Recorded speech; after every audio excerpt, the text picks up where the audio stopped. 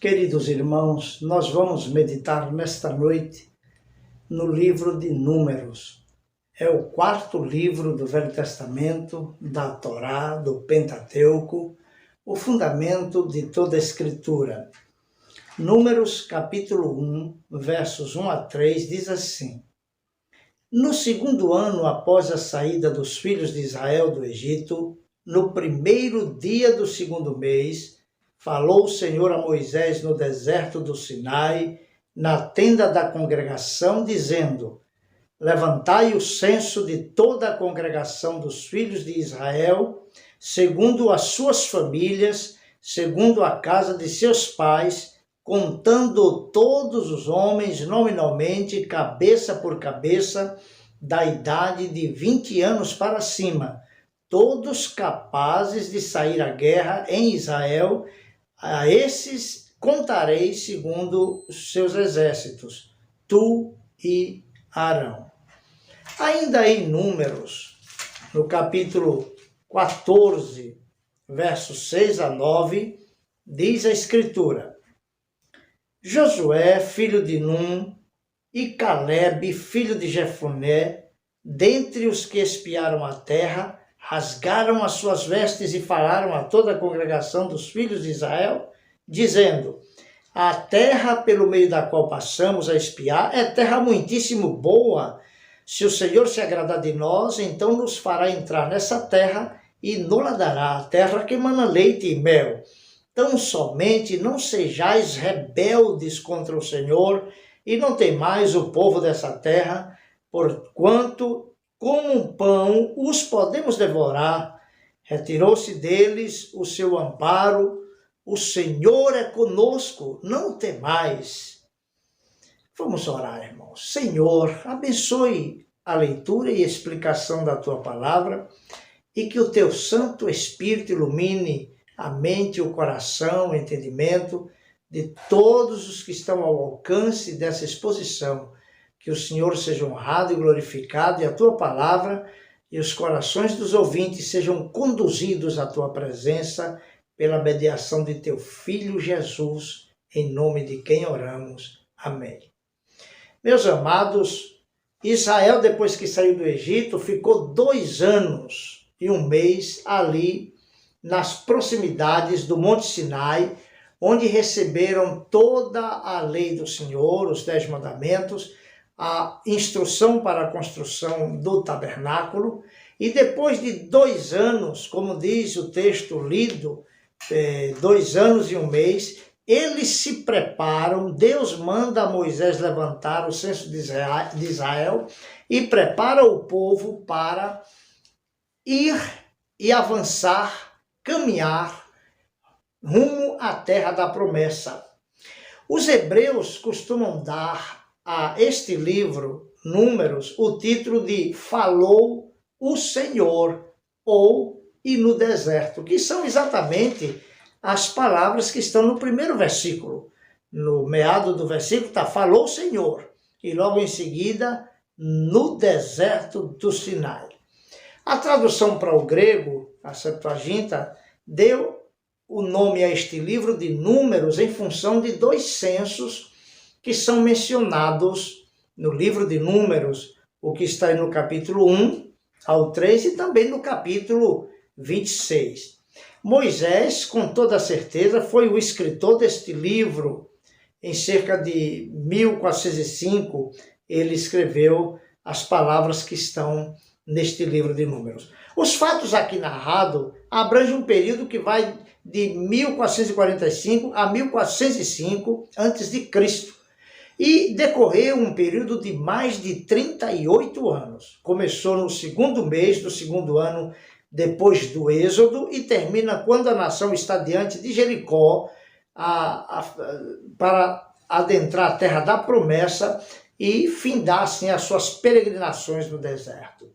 Este livro tem um foco, ele chama atenção para o perigo do descontentamento humano, o perigo da desobediência a Deus e o fato de que a obediência a Deus traz bênçãos para a nação. mas a desobediência, a murmuração atrai inevitavelmente a disciplina ou o castigo ou a ira divina. Deus disciplina o seu povo, mas não priva o seu povo da sua bondosa direção e provisão. Números traça a transição entre uma geração que, por causa da sua incredulidade, ficou prostrada e foi sepultada no deserto, na peregrinação, e uma segunda geração, que são os filhos daqueles que morreram no deserto e que agora adentrarão a terra da promessa, e mostra a necessidade da fé em Deus para que as suas promessas se cumpram na vida do seu povo. Esse livro registra, primeiro, a preparação do povo rumo à terra da promessa. Ainda no Sinai, Deus ordenou a Moisés que, juntamente com Arão, realizasse um censo. E neste primeiro recenseamento, contou de 20 anos para cima, aqueles que estavam aptos para a guerra dos filhos de Israel, um número de 603.550 cidadãos. E eles foram, portanto, separados para enfrentar as labutas militares e proteger Israel. Assim, todo Israel se preparara para o serviço do Senhor e cada um recebeu funções distintas. Deus distribuiu tarefas a cada tribo para que pudesse servir ao Senhor na sua peregrinação rumo à terra da promessa. Deus nos salvou para a gente servi-lo. Deus nos chamou da escravidão do pecado para a gente ser servo dele e fazer aquilo que lhe agrada.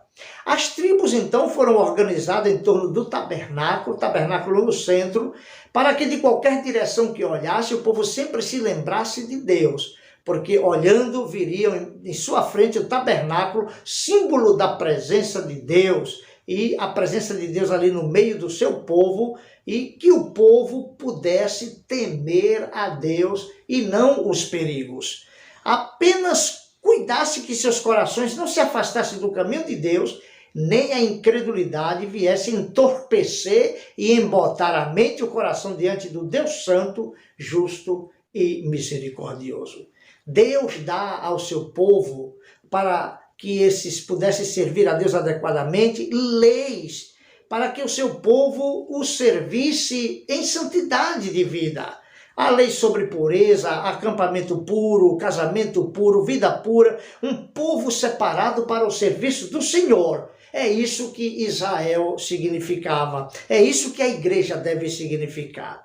O capítulo 6 fala da lei do nazireado e nós temos Sansão, que é um exemplo de nazireu, um homem que não podia cortar o cabelo, nem tomar vinho, enfim, deveria viver uma vida de inteira consagração a Deus. Sansão, lamentavelmente, cometeu muitos deslizes e sofreu sérias consequências.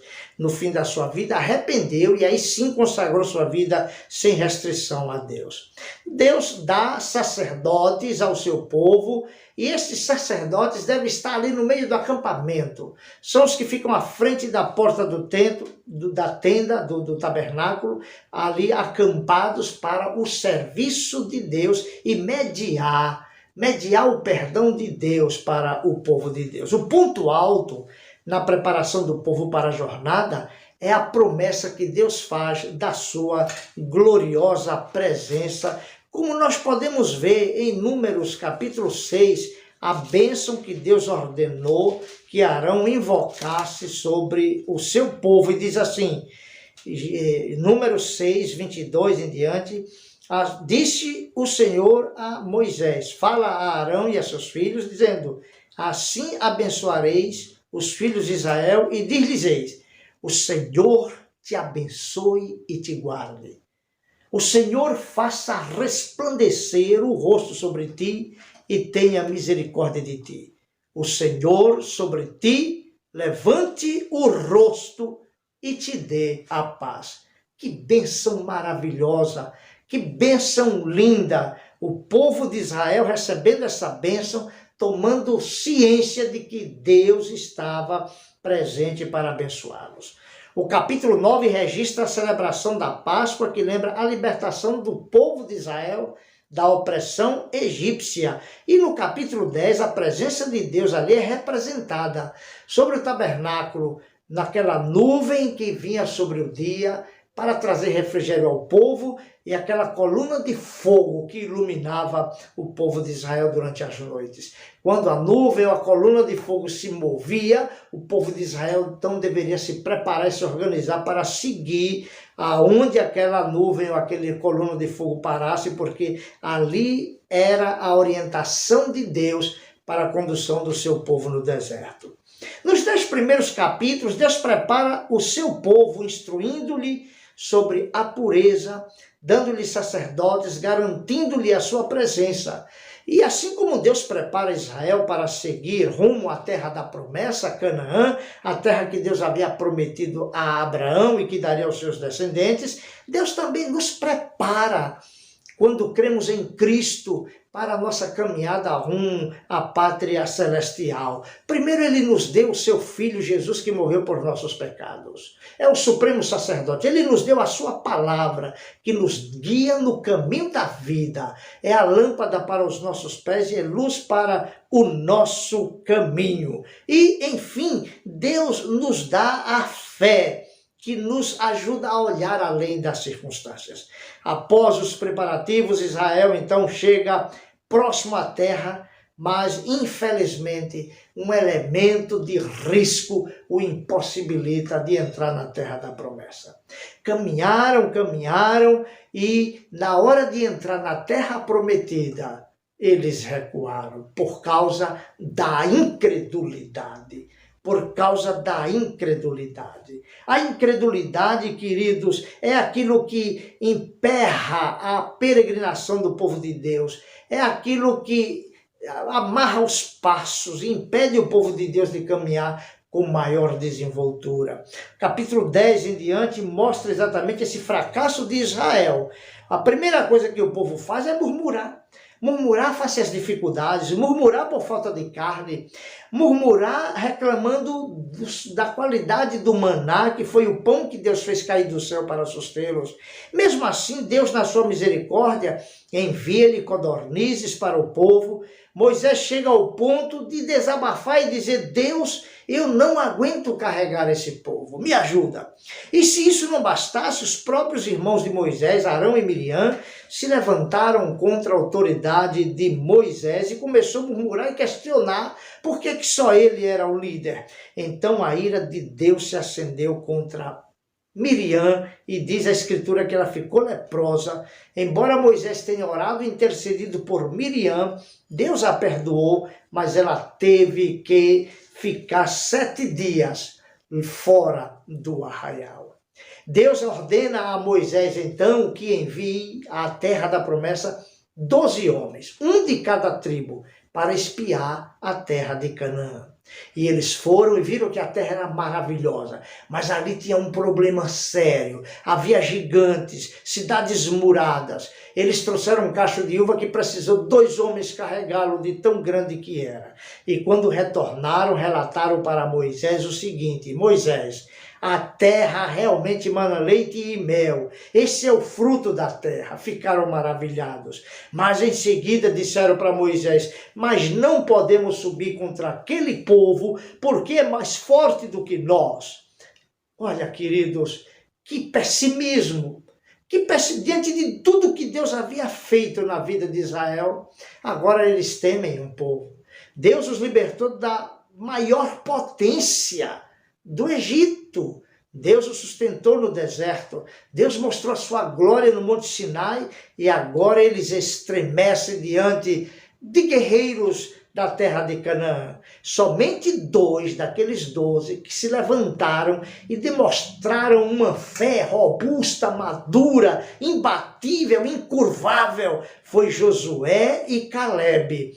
O povo chorou a noite toda e se rebelou contra o Senhor, Mas Josué levantou a sua voz e disse, o texto sagrado em Números 14, 6 a 9, registra Josué, filho de Nun, e Calebe, filho de Jefoné, dentre os que espiaram a terra, rasgaram as suas vestes e relataram a toda a congregação dos filhos de Israel, dizendo, a terra pelo meio da qual passamos a espiar é terra muitíssimo boa. Se o Senhor se agradar de nós, então nos fará entrar nessa terra e nos-la dará, terra que mana leite e mel. Tão somente não sejais rebeldes contra o Senhor e não temais o povo dessa terra, porquanto como um pão os podemos devorar. Retirou-se deles o seu amparo, o Senhor é conosco, não os temais.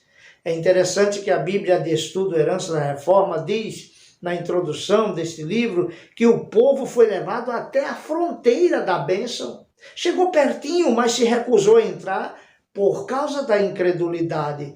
Essa é uma lição importante, queridos, do Evangelho, enfatizando repetidamente em Números essa verdade, a saber que sem fé é impossível agradar a Deus. A velha geração foi colocada como uma advertência para que todas as outras gerações aprendam a confiar em Deus. Está escrito no Salmo 95, 7 a 11, o seguinte, hoje se ouvirdes a sua voz, não endureçais o coração como em Meribá, como no dia de Massá, no deserto, quando vossos pais me tentaram, pondo-me à prova, não obstante terem visto as minhas obras. Durante 40 anos estive desgostado com essa geração e disse, é povo de coração transviado, não conhece os meus caminhos. Por isso jurei na minha ira, não entrarão no meu descanso. O povo de Israel murmurou pelo menos umas 10 vezes. O povo estava sempre insatisfeito. A murmuração é um pecado. É um pecado sério e grave e que lhe priva de muitas bênçãos. Esta atitude incrédula atrasou a entrada do povo de Israel na terra de Canaã em 38 anos. Por isso eles peregrinaram 40 anos no deserto, girando em volta, em círculo, impedido por causa da incredulidade de entrar na terra da promessa. A Bíblia diz que Deus dizimou todos os incrédulos ali no Egito. E quando morreram todos os que saíram do Egito, uma nova geração, os filhos daqueles incrédulos, agora são preparados para entrar na terra da promessa. Toda a geração que saiu do Egito foi sepultada no deserto por conta da sua incredulidade. Apenas Josué e Calebe permaneceram incólumes, firmes, permaneceram confiantes em Deus e foram os únicos a entrarem na terra da promessa, a terra que Deus prometeu a Abraão, Isaque e Jacó. Inclusive Josué foi o sucessor de Moisés, porque nem Moisés entrou na terra da promessa. Moisés também desobedeceu quando Deus ordenou a Moisés a falar para a rocha, diga a rocha para jorrar água. Moisés estava tão irritado com o povo que feriu a rocha 2 vezes, ele não podia ter feito isso. Aquela rocha que o seguia era um tipo de Cristo que foi ferido uma única vez. Moisés não poderia ter ferido a rocha 2 vezes, porque Cristo jamais será ferido 2 vezes por nosso pecado. Ele entregou-se uma vez por todas e vai voltar para buscar a todos os que creram no seu santo nome. O apóstolo Paulo nos alerta na primeira carta aos Coríntios 10, versos 6 e 11, que isto é um exemplo para a igreja. Ora, estas coisas se tornaram exemplos para nós, a fim de que não cobicemos as coisas más como eles cobiçaram. Estas coisas lhe sobrevieram como exemplos e foram escritas para advertência nossa, de nós outros, sobre quem os fins dos séculos têm chegado. Nos 38 anos de peregrinação, muitas coisas aconteceram. Corã, Datã e Abirão questionam a liderança de Moisés, questionam o sacerdócio de Arão, eles querem tomar a postura e a posição que Deus não lhes conferira, eles já eram líderes como sacerdotes, e ali Deus manifesta a sua ira, e 250 que seguiram Corã e Datã e Abirão, esses foram dizimados. Diz que a terra abriu e devorou aqueles 250 homens naquela revolta contra Moisés. O sacerdócio de Arão e os seus descendentes foi uma escolha de Deus, não foi escolha dos homens. Por isso Deus ordenou que se colocasse 12 pedaços de bordão diante da tenda da congregação e na tribo de Levi colocasse o nome de Arão. O bordão que florescesse no dia seguinte, este seria o indicativo da tribo que Deus escolheu. E floresceu exatamente a de Arão, para que se soubesse que Arão foi aquele que Deus escolheu para exercer o sumo sacerdócio na vida espiritual do povo de Israel. Meus queridos, mais importante que se diga, é importante ressaltar aqui que nessa peregrinação, em consequência da revolta e da murmuração, o povo de Deus foi sepultado no deserto. Repito isso.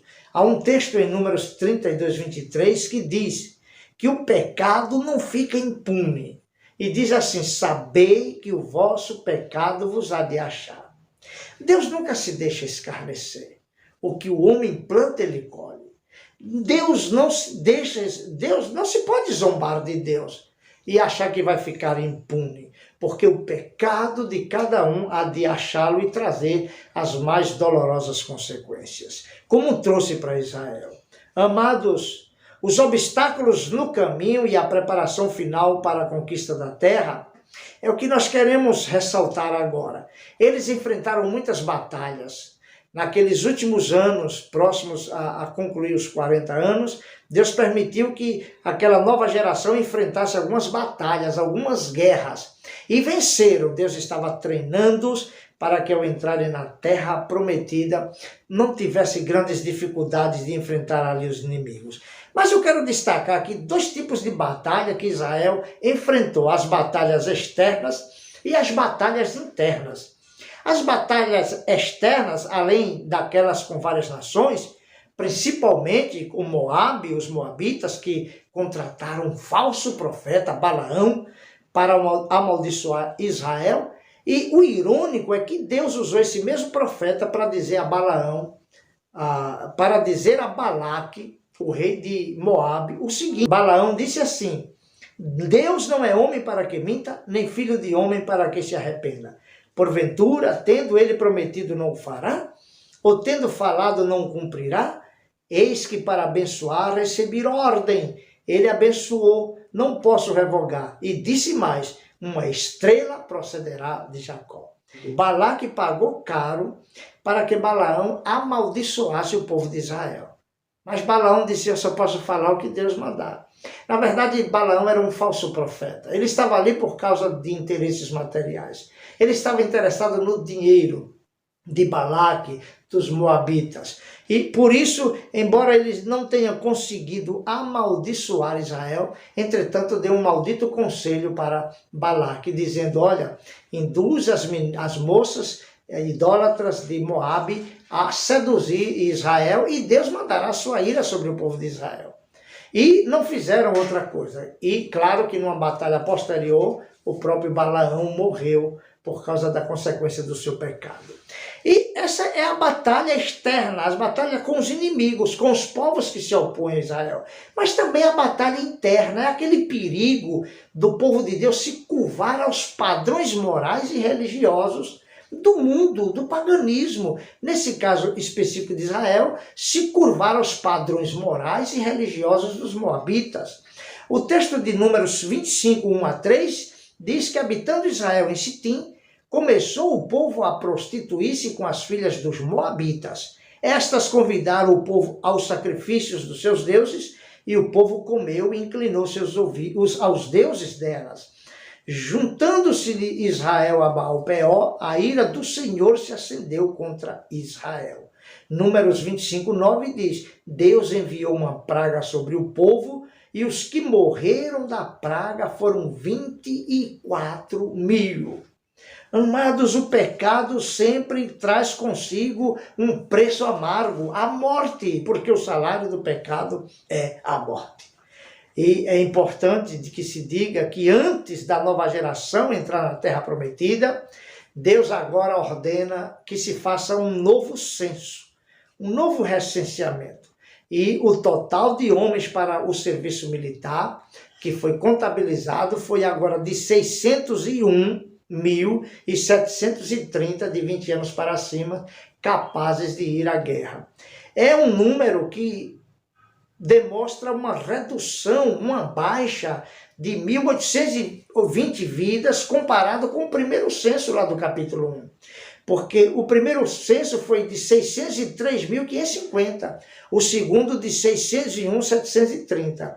Com isso a gente aprende que o pecado, a murmuração, a desobediência só traz atraso de vida para o povo de Deus. Não traz progresso, crescimento, mas decréscimo, prejuízo. Por isso precisamos nos afastar determinados do pecado e de toda murmuração e de tudo que desagrada a Deus.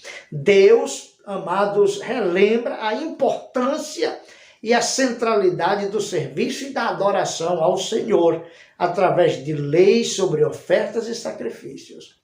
Deus prediz a morte de Moisés e Josué, então, é indicado como seu sucessor. Arão morre e depois Moisés ainda tem o discurso do livro de Deuteronômio, mas ele morre antes de entrar na Terra Prometida. É interessante que, para preservar o povo da aliança, Deus concedeu muitas vitórias a Israel, preparando-os, treinando-os para enfrentar as futuras batalhas na conquista da Terra da Promessa. Queridos irmãos, o livro de Números é uma mensagem que proclama Cristo, que mostra que a solução para o nosso pecado, para a nossa murmuração, o nosso arrependimento só tem importância se for em Cristo Jesus. Se nos arrependermos em Cristo dos nossos pecados, se nos arrependermos e crermos em Cristo, então o perdão nos é concedido.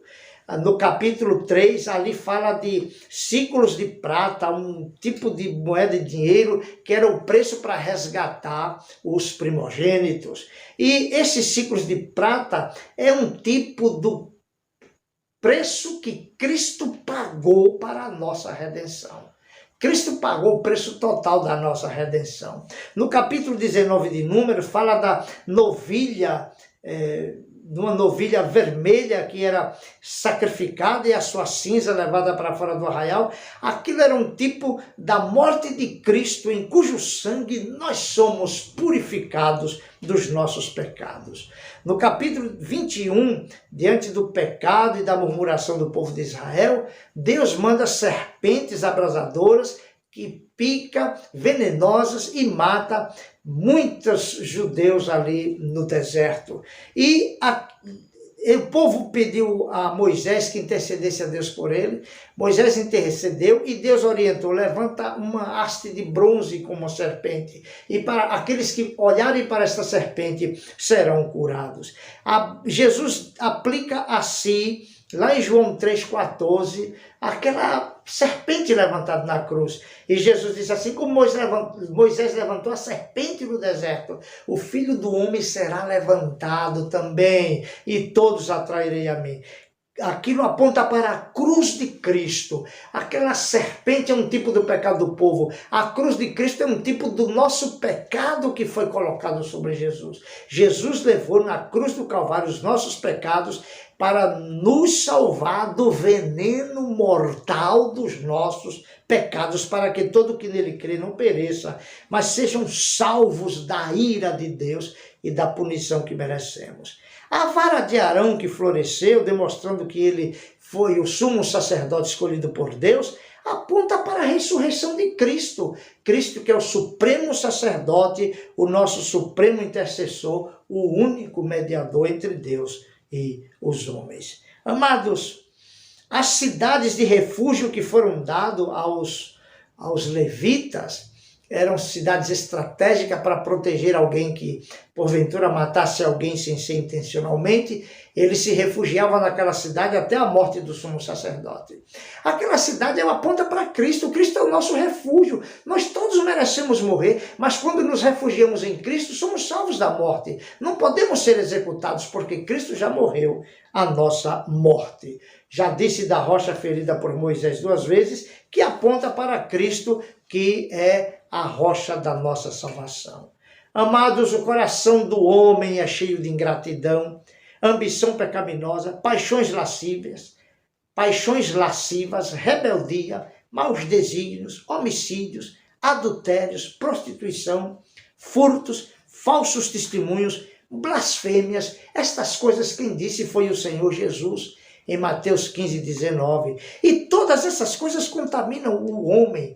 Não há como o ser humano se salvar da sua corrupção, a menos que Deus o salve. E Deus fez isso por meio da cruz de Cristo, da morte vicária de Jesus, da morte substitutiva de Cristo, o nosso Salvador. Cristo morreu por nossos pecados, para que, crendo nele, tenhamos vida em seu nome.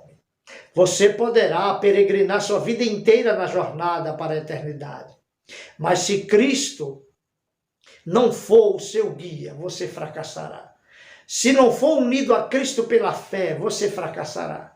Se não for confiando unicamente nos méritos e na suficiência de Cristo, você fracassará.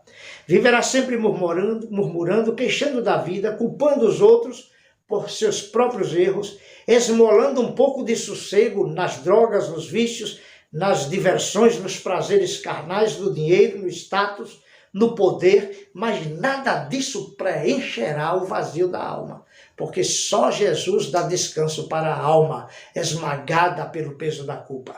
Só há um jeito do seu deserto existencial se tornar um oásis, da tua tristeza se transformar em alegria, da tua perdição deixar de existir e dar lugar à redenção, para que a tua morte deixe de ser morte e você experimente vida. É na cruz de Cristo onde ele pagou o preço para remir, resgatar, libertar, salvar a tua alma, que você vai encontrar essa plenitude de vida. Jesus mesmo disse: vinde a mim, vós que estáis cansados, e eu vos aliviarei.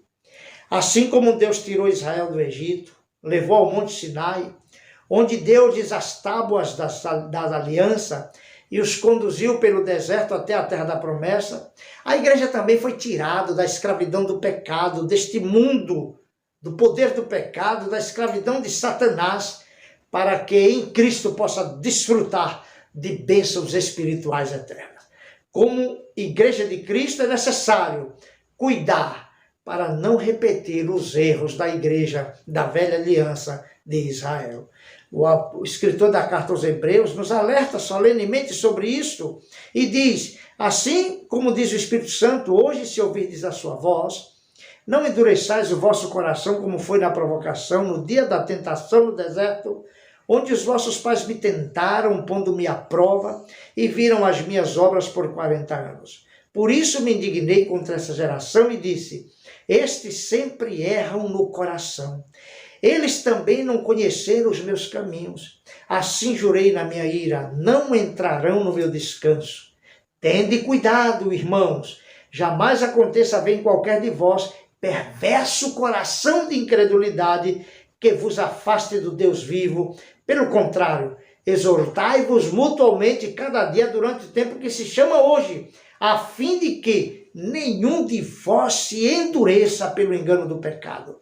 Porque nos temos tornado participantes de Cristo, se de fato guardamos firmes até o fim a confiança que desde o princípio tivemos.